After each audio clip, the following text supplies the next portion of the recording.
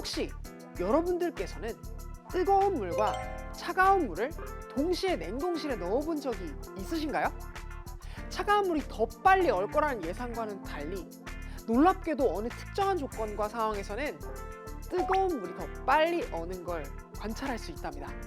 이 현상이 처음으로 논란을 일으키게 된 것은 1963년 탄자니아 학생이었던 에라스토 은펜바의 예상치도 못한 발견 때문이었습니다. 학교에서 우유와 설탕 등의 재료를 끓인 후 얼려서 아이스크림을 만드는 조리 실습이 있었는데 은펜바는 다른 학생들보다 빨리 냉장고를 차지하기 위해서 충분히 식히고 아이스크림을 넣으라는 선생님의 충고를 무시한 채 뜨거운 상태로 그냥 넣어버리게 됩니다. 그런데 놀랍게도 정말 기묘한 현상이 이 순간 관찰되게 됩니다.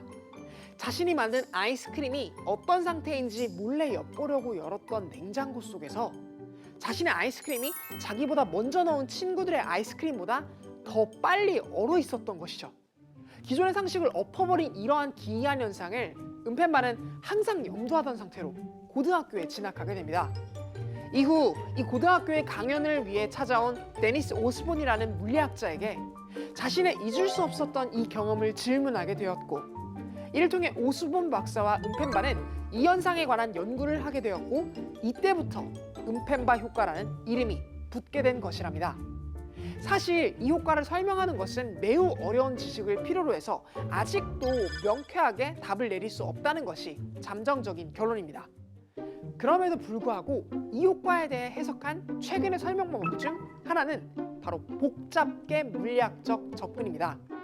물리계의 변화를 아주 천천히 오랜 시간 동안 조금씩 변화하게 하는 현상을 물리학에서는 준정적 과정이라고 부릅니다. 대부분의 유체를 설명할 때는 바로 이 준정적 과정으로 설명하고 있고, 우리는 이 준정적 과정을 통해 수집된 자료를 과학 상식으로 알고 있어요. 그래서 은펜바 효과는 상식에 어긋난 것처럼 보이지만 사실은 그렇지 않을 수 있다는 것이 복잡계 물리학이 주장하는 해법입니다. 갑자기 따뜻한 물을 냉동실 안에 넣어버리는 이런 급격한 변화 속에서는 물 분자의 분자간 거리에 따른 열 대류 등 많은 요인이 등장하기 때문에 단순하게 이 현상을 모형화할 수는 없다는 뜻이죠. 복잡계 과학 중에 일상 속에서 쉽게 만나볼 수 있는 사례가 바로 일기예보예요.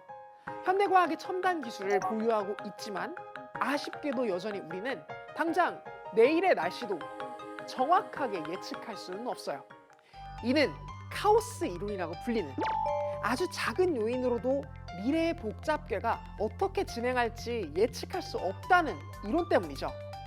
은펜바 효과도 바로 이러한 복잡계 물리학의 요소를 가지고 있으니 예측 불가능한 결과를 초래했다고 볼 수 있겠죠.